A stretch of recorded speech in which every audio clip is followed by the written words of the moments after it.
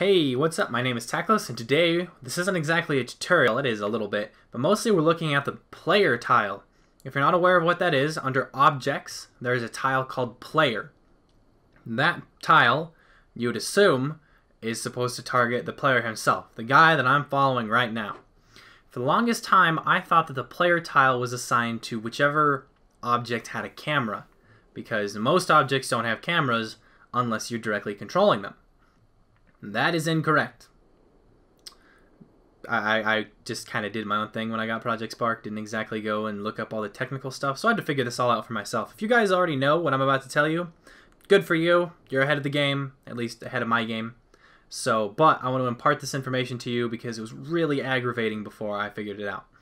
The player tile is any object that has a key that can do a command per your controller or keyboard. So if you have assigned up, down, or A, B, X, Y, triggers, joysticks, D-pad, anything to any object, it is a player.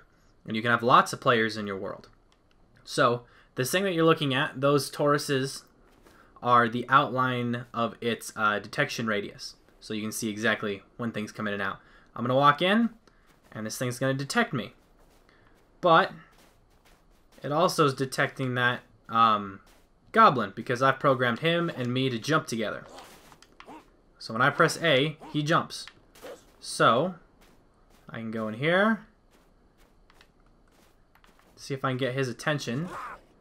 But it seems like he's targeting my little pause logic cube, which I press with my right bumper and it pauses the game.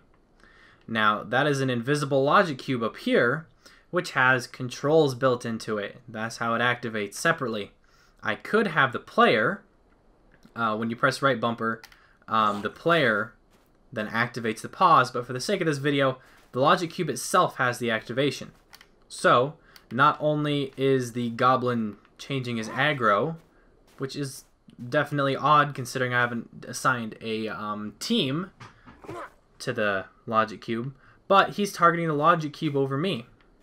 I don't know if you saw earlier, but when he was in the detection radius all by himself, it was detecting him, because the sign is set to detect player. Now when I interact with this sign, it will make a little bubble at every player. As you can see, there's one on me, there's one on the goblin, and there's one in the air at that logic cube. This is a problem. Now if you're making casual little worlds and you can throw all of your controls into your player, or if you're doing a multiplayer world, which I'm starting to play with, and it's buggy but fun, the player tile is definitely the way to go. But if you're doing something larger scale, and for the sake of splitting the brains up, you want to keep the controls apart. For example, your pause and inventory brain is probably separate from your player, unless by the end of the game you want your player to have 500 lines of code. So let's take a look at what the code is right now and how to fix it. So here's a code. When detect player, this is the tile I'm talking about. It's right here, right here. It's this wonderful thing. Now, this description, it probably would have helped me had I actually read it. So, you know, there's always that. But what we can do to fix this problem so that things only target me rather than the vague player icon, we can go in here. This is also a good idea if you're going to be using a template to spawn in your main character. And there's a number of reasons you do that. But what we're going to do is we're going to create a global object variable. And this isn't going to be much of a variable, but player. Also, I got a new keyboard and it's awesome. Equals, oh look at that, I already made the line right here. So, global player equals me. What this does is it makes this object variable me. This object that we're in right now is the object variable. This is also nice if you have cutscenes in your world and you want to make your character pop in and out, so to speak, or move him around, or maybe despawn him during the cutscene and then respawn him at the end. This will keep reassigning this object to be the player. So then we need to go to our other objects, and when detect global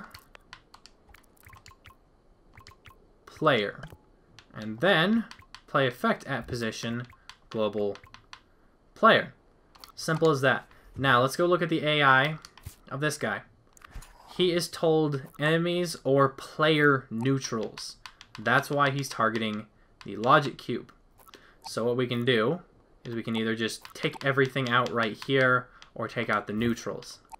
That way he would only target the player if the player has a team assigned to it. But we're just going to cut all of that out. We don't need any of that now. Let's give this a shot. So now I walk in the sphere, it still detects me. Walk out, no detection from the goblin. And the goblin, because this is about where the pause logic cube was, still is targeting me, which is definitely good. I do like pausing and freeze framing. If you're wondering how to do the pause menu, I'll show a really quick snippet at the end of the video. But, and when I do my little bubble test, it only creates a bubble at my position. So, that's how you make a character more reliable, a player more reliable, and what the darn player tile actually means. It's just kind of an aggravating tile to me, because it sometimes would detect me, sometimes it wouldn't, sometimes it detect what I thought would be just random objects. And unfortunately, I haven't found a way to unassign a player. So if an object has controls, I can't say, no, this isn't actually a player. This is just a block with buttons. I can't do that. So it's good to understand the rules, and it's also good to know how to manipulate them. So that's pretty much it for this video. It went a little longer than I meant to. But that's how you can work with that.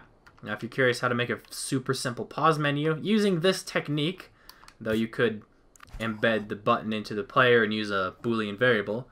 But when right bumper press, switch page to next page, and when on the first page, global pace, which is under physics or world settings, equals 1.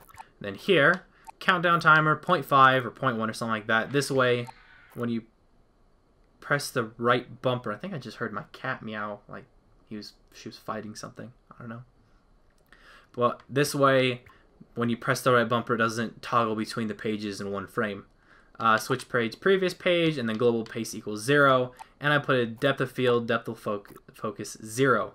This way, it makes the screen kind of fuzzy. You can play with these effects if you want. And this will allow you to still circle around the character and all that. So there's more stuff you can do with pause, but that's for another tutorial if you guys are interested. If you're interested in a more in-depth pause, let me know in the comments and I will whip one up, because I've made a very, very fancy pause menu for my upcoming secret game, which I will be posting something about when I hit 100 subscribers, which I think I'm within 10 subscribers-ish right now. So, thank you guys for supporting my videos. Thanks for watching. I will see you guys.